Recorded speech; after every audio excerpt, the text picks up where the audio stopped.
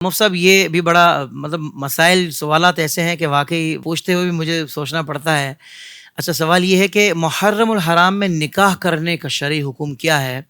اگر کسی کے لیے بیرون ملک آنے جانے کا مسئلہ ہو تو کیا مجبوری میں وہ نکاح کر سکتا ہے؟ دیکھیں یہاں پر بھی دو چیزیں ہیں. ٹھیک ہے. ایک شرعی حکم جواز عدم جواز، اور ایک ہے اس کے علاوہ احتیاط. ٹھیک ہے. شرعی حکم کے اعتبار سے دیکھا جائے نا تو کسی بھی وقت کے اندر بطور خاص شریعت نے نکاح کرنے سے منع نہیں فرمایا. صحیح. الا یہ کہ عورت اگر عدت میں ہے یا کسی اور کے نکاح میں ہے تو اس سے نکاح نہیں ہو سکتا. باقی کوئی وقت ایسا خاص نہیں بیان کیا کہ ہم جو ہے وہ اس کے اندر نکاح نہیں کر سکتے.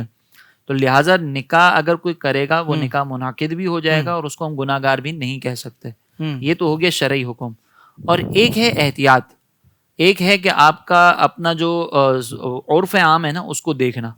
اگر عرف عام کے اعتبار سے دیکھا جائے نا تو اگر مثال کے طور پر کسی کے والد صاحب کی فوتگی ہو جائے تو وہ خاص اس دن کے تعین کر کے ان دنوں کا تعین کر کے نکاح کی ڈیٹ نہیں رکھے گا جبکہ اس کو پتا ہو یہ والد صاحب کی برسی اس لیے میں نکاح کر رہا ہوں. کیونکہ ہمارے یہاں پر والد صاحب کی برسی ایک تھوڑا سا دل غمگین ہوتا ہے اور نکاح کا معاملہ جو ہے وہ خوشی کا معاملہ ہے. تو بطور خاص کوئی اس طرح سے کرتا نہیں ہے. بلکہ کوئی ڈیٹ متعین ہو اور کوئی ایسا سانحہ ہو جائے تو بندہ وہ تاریخ بھی آگے بڑھا دیتا ہے, تاریخ بھی ڈیلے کر دیتا ہے. ایسا تو ہی اس صورت میں اگر کوئی اس احتیاط کی وجہ سے محرم میں نکاح کو پسند نہیں کرتا, کہتے ہیں یار اگر سے ٹھیک ہے شریعت نے اجازت دی ہے لیکن میں نہیں کرنا چاہتا, تو یہ بہت اچھی بات ہے.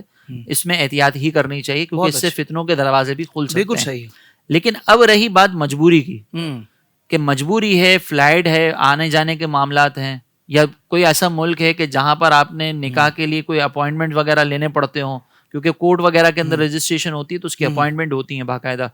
تو وہاں پر پھر اس انداز سے اہتمام نہ کریں کہ ایسا محسوس ہو کہ خدا نہ خواستہ ہم جو وہ کربلا والوں کا غم ہمیں ہے ہی نہیں, ہم ان کی تعلیمات کو بالکل نظر انداز کر رہے ہیں. وہاں پر پھر آپ اللہ تبارک و تعالیٰ کے ذکر کا اہتمام کر کے, نعت خوانی کر کے, کربلا والوں کی منقبتیں پڑھ کے پھر یہ نکاح کریں گے. انشاءاللہ نکاح میں بھی برکتیں ہو جائیں گی.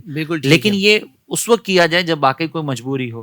اگر مجبوری نہیں ہے اور پھر آپ کریں گے تو پھر وہی ہے کہ فتنوں کا دروازہ کھلے گا. تو بہتر ہے کہ اس میں اجتناب کیا جائے. اور کچھ لوگ حضرت اعلان کے ساتھ کہ بھائی ہم تو 10 محرم کو ہی کریں گے یہ خوشی والا ایونٹ, اور اس کا بہت زیادہ اظہار کر کے کہ بھائی 10 محرم کو ہی ہم کریں گے, یہ تو بالکل ہی غیر مناسب ہے نا. دیکھیں مسئلہ یہ ہے کہ اگر ہر جائز کام جو ہے نا وہ کرنے والا نہیں ہوتا. ضروری نہیں کہ ہر جائز کام کیا جائے. جیسے مثال کے طور پر آپ دیکھیں کہ رینچ جو ہے نا ناک کی, یہ پاک ہے لیکن کوئی بھی اس کو اپنے ہاتھ میں لے کر ملنا پسند نہیں کرتا. بھائی پاک ہے لے کے پسند کر لو. آپ کو اس کا جواز ہی بیان کرنا ہے تو پھر اس انداز سے جواز بیان کریں.